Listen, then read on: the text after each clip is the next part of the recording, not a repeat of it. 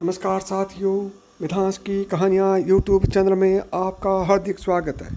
आज की कहानी का शीर्षक है बब्रुवाहन ने अपने ही पिता अर्जुन का वध क्यों किया था।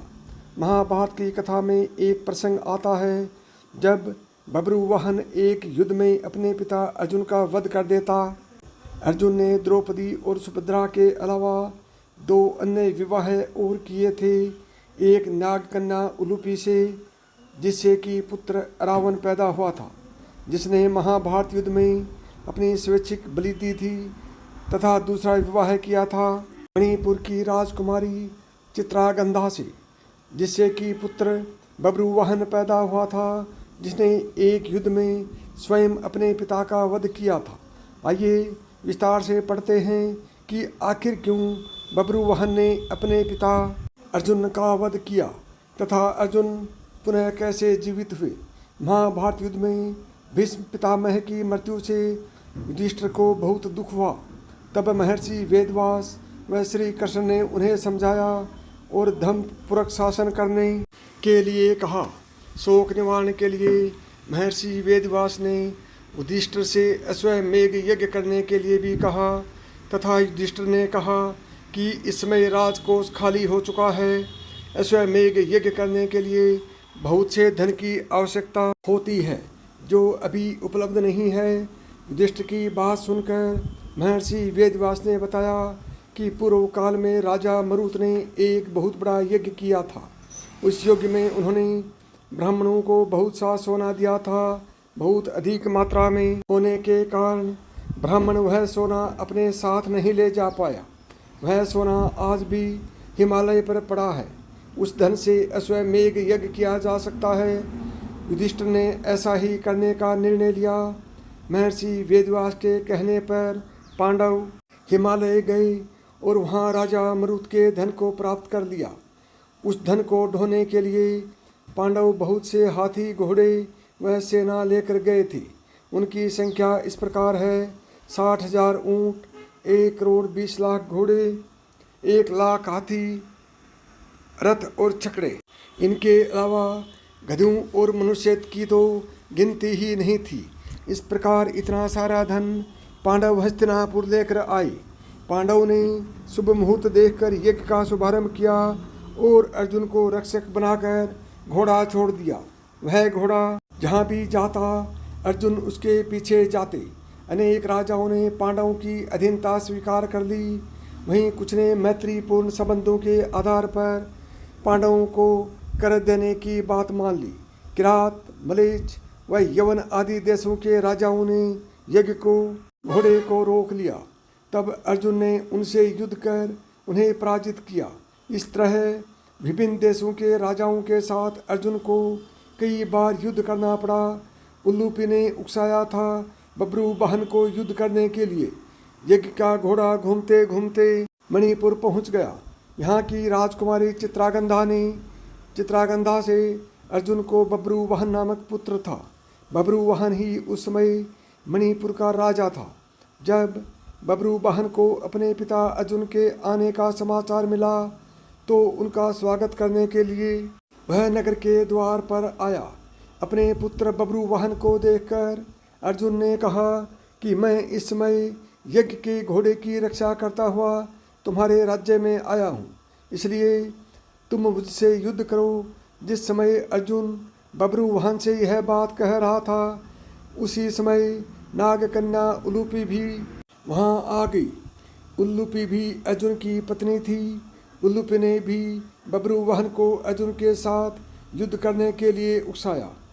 अपने पिता अर्जुन व सौतेली माता उलूपी के कहने पर बब्रुवाहन युद्ध के लिए तैयार हो गया। अर्जुन और बब्रुवाहन में भयंकर युद्ध होने लगा। अपने पुत्र का पराक्रम देख अर्जुन बहुत प्रसन्न हुए। बब्रुवाहन उस समय युवक ही था। अपने बाल स्वभाव के कारण बिना परिणाम पर विचार कर उसने एक तीखा बाण अर्जुन पर छोड़ दिया। उस बाण की चोट से अर्जुन बेहोश होकर धरती पर गिर पड़े। बब्रुवाहन भी उस समय तक बहुत घायल हो चुका था। वह भी बेहोश होकर जमीन पर गिर पड़ा। तभी वहाँ बब्रुवाहन की माता चित्रागंधा भी आ गई। अपने पति व पुत्र को घायल अवस्था में धरती पर पड़ा देख उसे बहुत दुख हुआ। चित्रागंधा ने देखा कि उस समय अर्जुन के शरीर में जीवित होने के कोई लक्षण नहीं दिख रहे थे। अपने पति को मृत अवस्था में देखकर वह फूट फूट कर रोने लगी। उसी समय बब्रुवाहक को भी होश आ गया। जब उसने देखा कि उसने अपने पिता की हत्या कर दी है तो वह भी शोक करने लगा। अर्जुन की मृत्यु से दुखी होकर चित्रागंधा और बब्रुवाहन दोनों ही आमन उपवास पर बैठ गए। जब नागकन्या उलूपी ने देखा कि चित्रगंधा और बब्रुवाहन आमन उपवास पर बैठ गए हैं तो उसने संजीवन मणि का स्मरण किया। उस मणि के हाथ में आते ही उल्लूप ने बब्रुवाहन से कहा कि यदि यह मणि अपने पिता अर्जुन की छाती पर रख दो। बब्रुवाहन ने ऐसा ही किया। वह मणि छाती पर रखते ही अर्जुन जीवित हो उठे। अर्जुन दोबारा पूछने पर उल्लूप ने बताया कि यह मेरी ही मोहिनी माया थी। उल्लूप ने बताया कि छल पूर्वक भीष्म का वध करने के लिए जब यह बात मुझे पता चली तो मैंने यह बात अपने पिता को बताई। उन्होंने वसु के पास जाकर ऐसा निर्णय करने की प्रार्थना की। तब वसु ने प्रसन्न होकर कहा कि मणिपुर का राजा बब्रुवाहन अर्जुन का पुत्र है। यदि आप वह बाणों से अपने पिता का वध कर देगा तो अर्जुन को अपने पाप से छुटकारा मिल जाएगा। आपको वसुओं के श्राप से बचाने के लिए ही मैंने यह मोहिनी माया दिखलाई थी। इस प्रकार पूरी बात जानकर अर्जुन, बब्रुवाहन और चित्रगंधा भी प्रसन्न हो गए। अर्जुन ने बब्रुवाहन को अश्वमेघ यज्ञ में आने का निमंत्रण दिया और पुनः अपनी यात्रा पर चल दिए। इस प्रकार अर्जुन अन्य देशों के राजाओं को पराजित करते हुए पुनः हस्तिनापुर आए। अर्जुन के आने की खबर सुनकर युधिष्ठिर आदि पांडव व श्री कृष्ण बहुत प्रसन्न हुए। तय समय पर उचित स्थान देकर यज्ञ के लिए भूमि का चयन किया गया। शुभ मुहूर्त में यज्ञ प्रारंभ किया गया। यज्ञ को देखने के लिए दूर दूर से राजा महाराजा आए। पांडवों ने सभी का उचित आदर सत्कार किया। बब्रुवाहन, चित्रगंधा व उलूपी भी यज्ञ में शामिल होने आए। यज्ञ संपूर्ण होने पर युधिष्ठिर ने पूरी धरती ब्राह्मणों को ही दान कर दी। तब महर्षि वेदव्यास ने कहा कि ब्राह्मणों की ओर से यह धरती मैं पुनः तुम्हें वापस करता हूँ। इसके बदले तुम सभी ब्राह्मणों को सवर्ण दे दो। युधिष्ठिर ने ऐसा ही किया। युधिष्ठिर ने सभी ब्राह्मणों को 3 गुना सोना दान में दे दिया। इतना दान पाकर ब्राह्मण भी तृप्त हो गए। ब्राह्मणों ने पांडवों को आशीर्वाद दिया।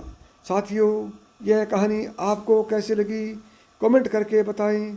और अभी तक आपने मिथास की कहानियाँ यूट्यूब चैनल को सब्सक्राइब नहीं किया है तो अभी सब्सक्राइब करें। नमस्कार दोस्तों, जय श्री कृष्ण।